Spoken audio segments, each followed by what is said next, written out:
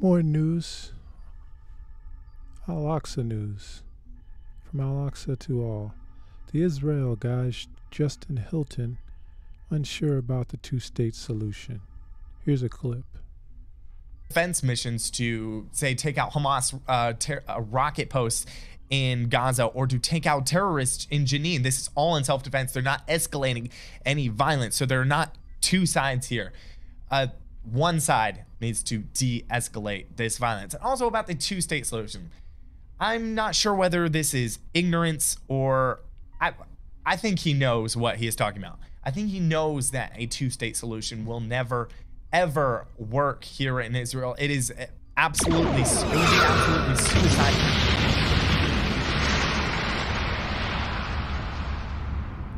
And let's put this a bit into context. You know, I stumbled upon this page years ago. Justin had the same opinion he has here, and this was posted 10 days ago. And this group of vloggers, if I'm not mistaken, they live in Israel, and so they would probably be considered right-wing Israelis. I'm not sure if they would consider themselves far-right, but I'm sure they would consider themselves right-wing. And so this is the general take on the two-state solution for people in their position. You know, I think they represent the majority or the common opinion on this. And here's a bit more. Idol for the people of Israel, for Judea and Samaria. Guys, just look what happened in Gaza when Israel gave up Gaza. It was a very peaceful place, and then the Palestinian terrorists, they took it over and they turned it into rockets raining onto Israel. And that's exactly what would happen if Israel gave up Judea and Samaria, except for it would be way, way worse.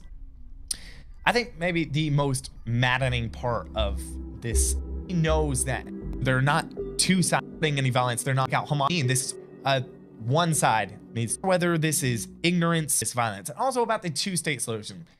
I'm not sure whether this is ignorance or I think he knows what he is talking about. I think he knows that a two-state solution will never, ever. By he's referring to Antony Blinken. Was what he is talking about. I think he knows that a two-state solution will never, ever work here in Israel. It is absolutely, it would be absolutely suicidal for the people of Israel, for Judea and Samaria. Guys, just look what happened in Gaza when Israel gave up Gaza. It was a very peaceful place, and then the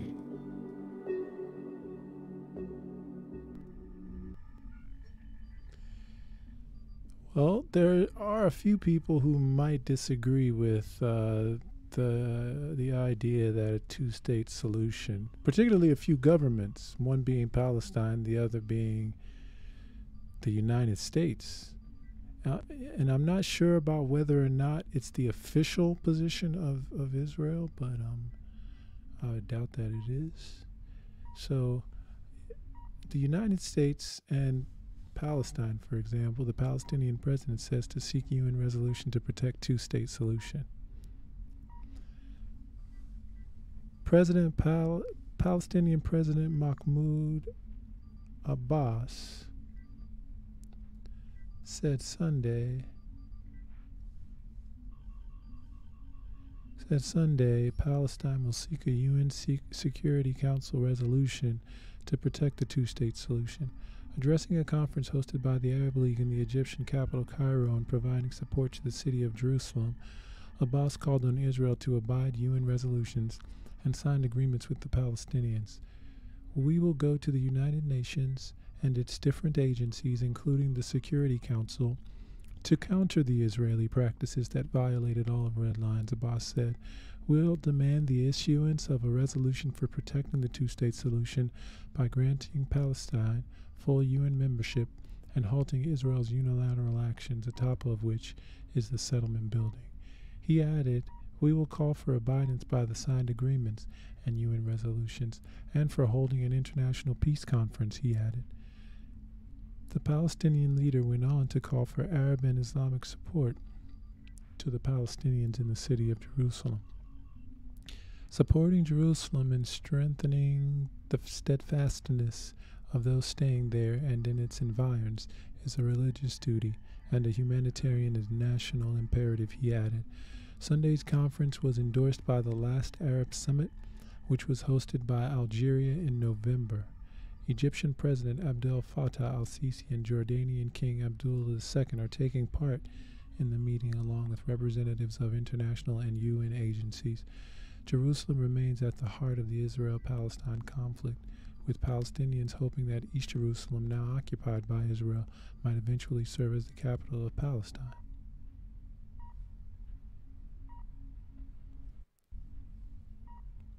And here's Antony Blinken on the matter. Good afternoon. So we've had a busy few days at a pivotal time for the region. The United States is determined to work with our partners to foster a more stable, secure, and prosperous Middle East. The horrific terrorist attacks in Jerusalem, the escalation of violence in the West Bank, will underscore the significant challenges to security and stability that the region faces and that we face. We began this trip in Cairo, where I met with President Sisi and Foreign Minister Shukri, as well as with Egyptian human rights defenders and young leaders.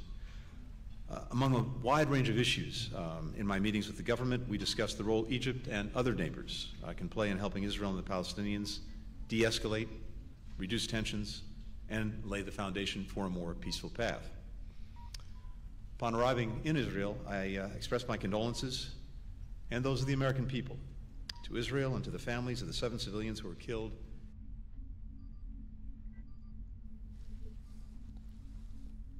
in the horrific terror. People. Upon arriving in Israel, I expressed my condolences and those of the American people. Yeah, I wanted to hear that one again as well. There's this idea that I think his name is Justin was propagating from the Israel guys that Blinken was partial to Palestine. If you guys agree with that, you know, I think let's go back a bit.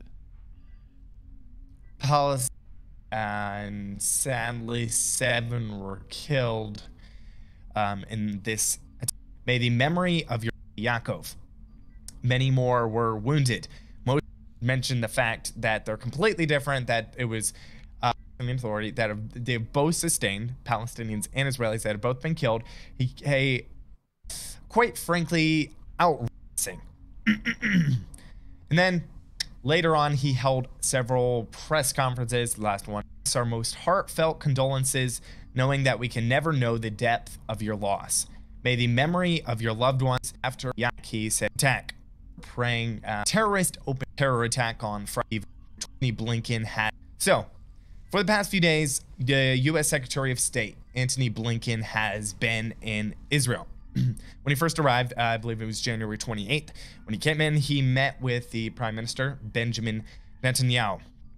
He started off great. He, first of all, expressed his condolences for the victims of the terror attack on Friday night. As you guys know, there was a horrific terror attack on Friday night when a Palestinian Arab terrorist opened fire on worshippers outside of a synagogue that were praying, and sadly 7 were killed.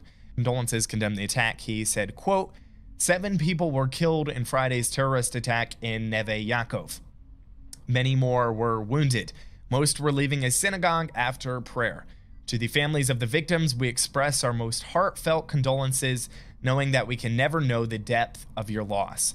May the memory. Later on, he held several press conferences, the last one being on Tuesday. And at this press conference, he made some statements that were, quite frankly, outrageous. He compared the casualties, Israel and the Palestinian Authority, that they've both sustained, Palestinians and Israelis that have both been killed. He said that both sides have lost many lives. He compared them, he said, basically. So this So his issue is the equivocation. His issue is the problem. I mean, I get what he's saying within the context of the synagogue shooting. There shouldn't be equivocation, but within the context of the two-state solution, there should be equivocation. Within the context of humanity, there should be equivocation. So, but this is yeah. Well, I want to make sure on the same. I want to make sure you're clear on the sentiment that he has for Like Blinken.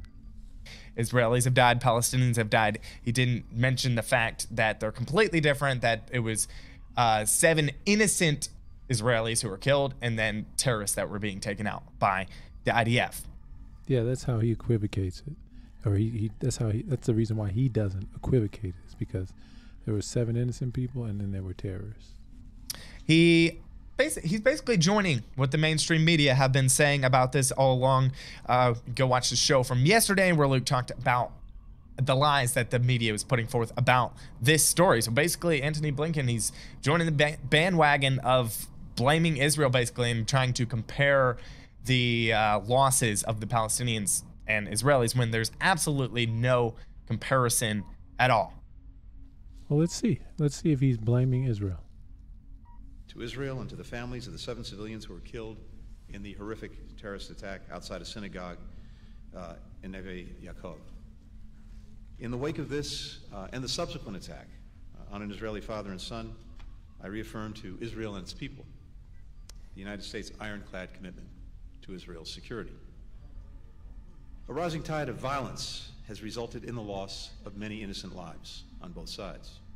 As I discussed with Prime Minister Netanyahu and President Abbas, and everyone I met in Israel and the West Bank visit, all sides must take steps to prevent further escalation in violence and restore calm.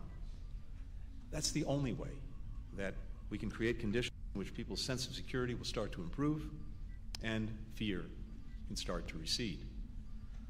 Across my meetings with Israel's government, the Palestinian Authority, our partners in Cairo, I heard a deep concern about the current trajectory. But I also heard constructive ideas for practical steps that each side can take to lower the temperature, to foster greater cooperation, to bolster people's security. And so I've asked senior members of my team to stay on in the region and continue discussions on how these steps might actually be advanced.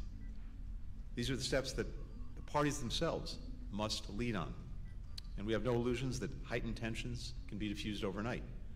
But we're prepared to support efforts here and with partners in the region if the parties have the will to do so. The United States is always ready and willing to be a partner in the cause of peace and security.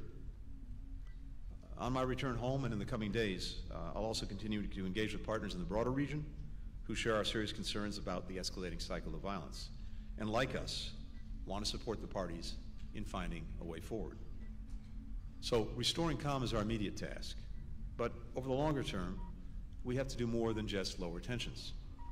The United States is committed to working toward our enduring goal of ensuring that Palestinians and Israelis enjoy equal measures of freedom, security, opportunity, justice, and dignity.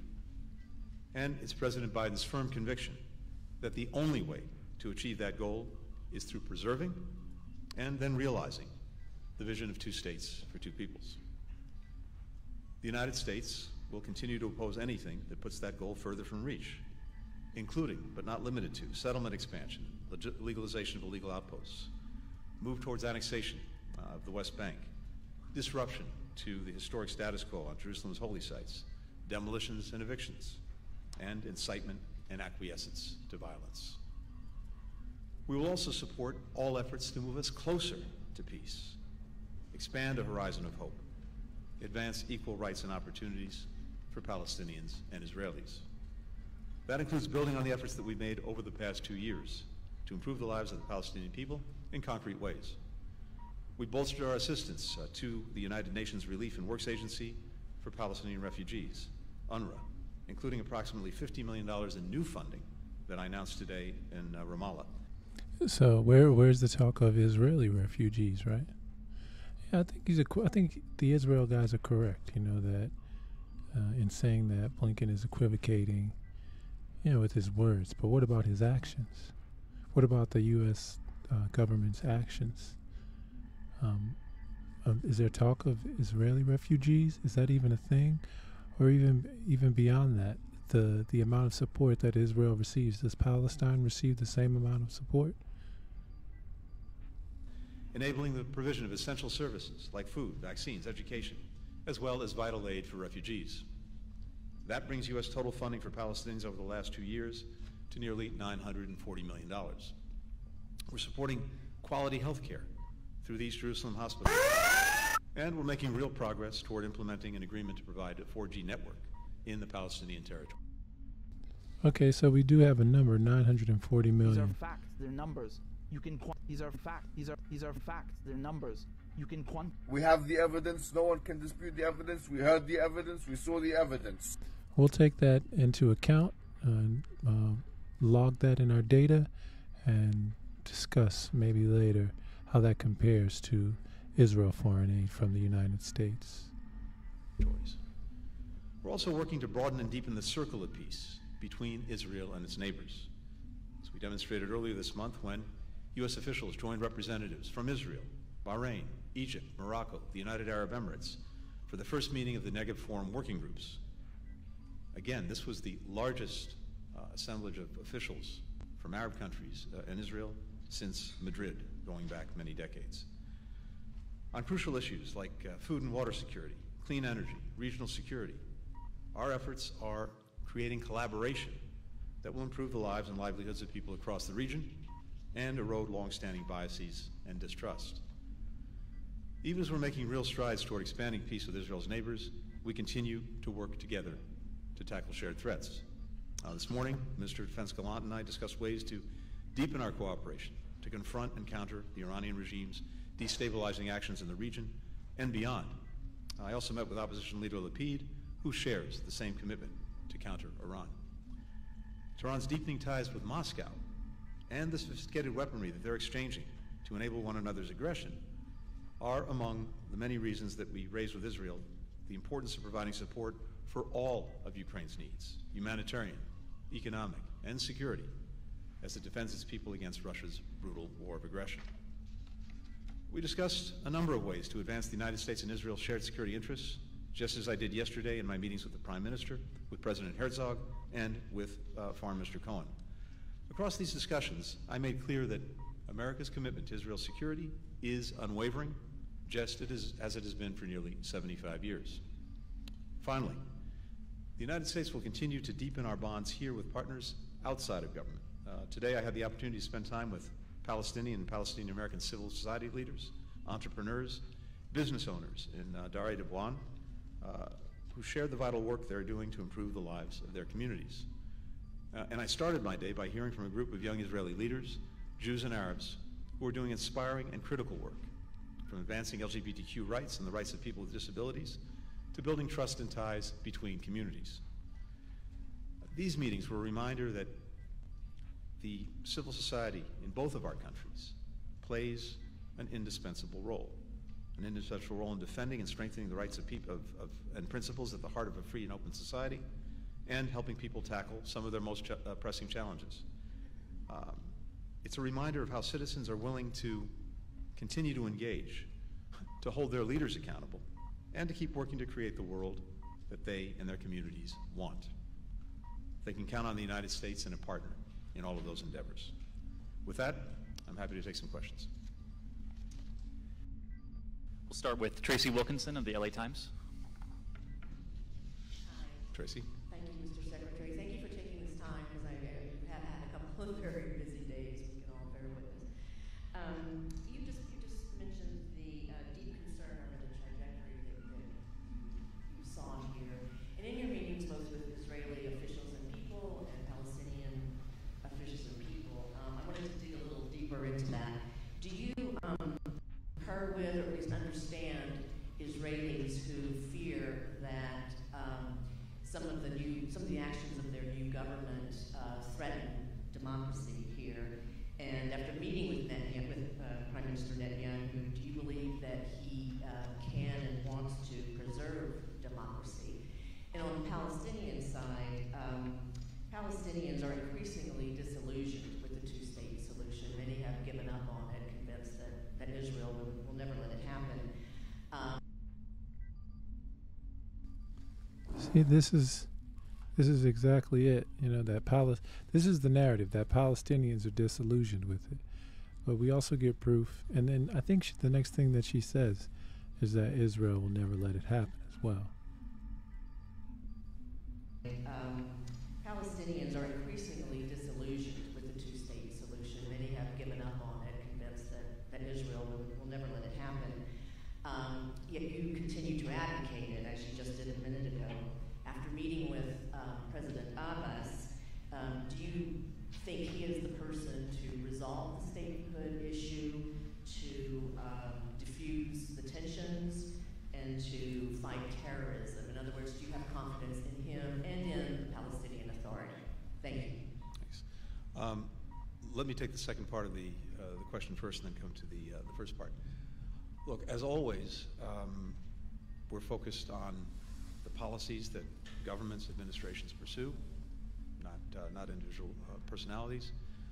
And so we're focused on what the Palestinian Authority is doing, both to work to improve the lives of the Palestinian people, as well as to engage responsibly with Israel on, first and foremost, diffusing the current situation, the current cycle of violence, reducing tensions, not escalating them, calming things down, not ramping things up.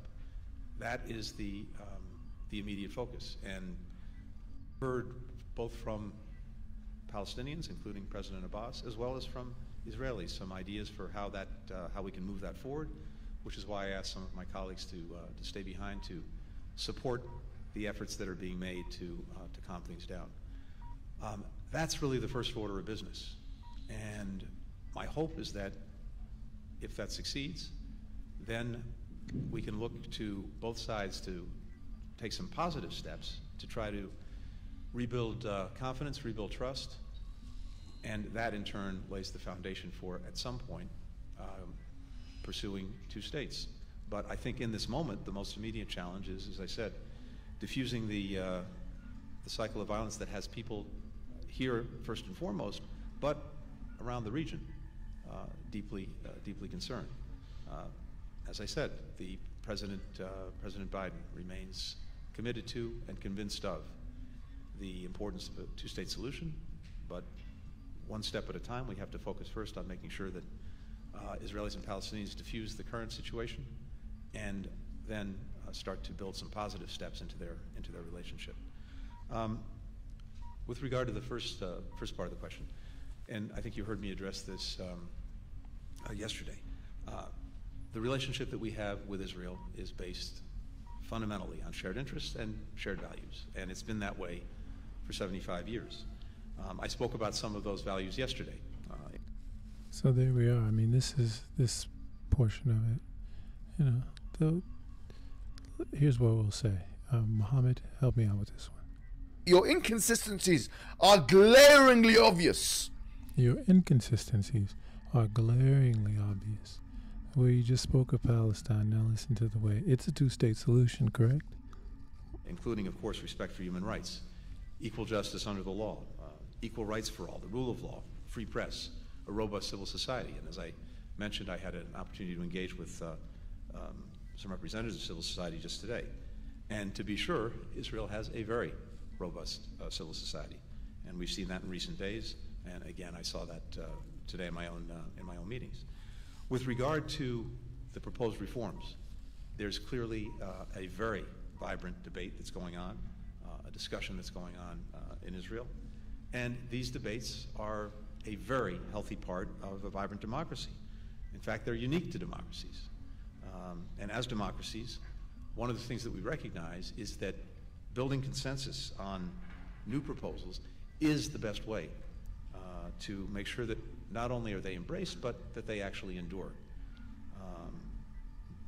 All of this, of course, is for Israelis themselves to work out, but we look forward, generally speaking, to working with Israel to advance the interests and values that have been at the heart of this relationship, as I said, for 75 years. Geely Cohen of Con News. Thank you, Secretary, for doing this. Following the legislative reform, several members of the Israeli coalition, including one minister, has said after your comments yesterday with Prime Minister Netanyahu that the Israeli Prime Minister doesn't need a lesson in democracy. I wonder what you think about such comments, and also, Secretary, did you receive any assurance from Netanyahu about how you're going to implement this plan? And another question regarding the escalation. Prime Minister's office announced after the terror attack that they will promote steps to strengthen the settlements and even increase the number of guns held by citizens. Do you think that this might contribute to another escalation? Two things. What I talked about yesterday, and again talked about just now, reflects the shared values that the United States and Israel have had and held for more than 75 years. And it is nothing more and nothing less than that. I continue to be inspired by the vibrancy with which Israel shares those values, something that, again, we're seeing right now, and I think I can say the same thing about my own country, the United States. What is this nothing you talk about? What is this nothing you talk With regard to about? the second part of your question, we have been clear and consistent in our conviction that neither side should take any unilateral actions that right now potentially would add fuel to a fire, and over the medium to long term would make the prospects of achieving two states even more distant than they currently are. Will Malden, Wall Street Journal.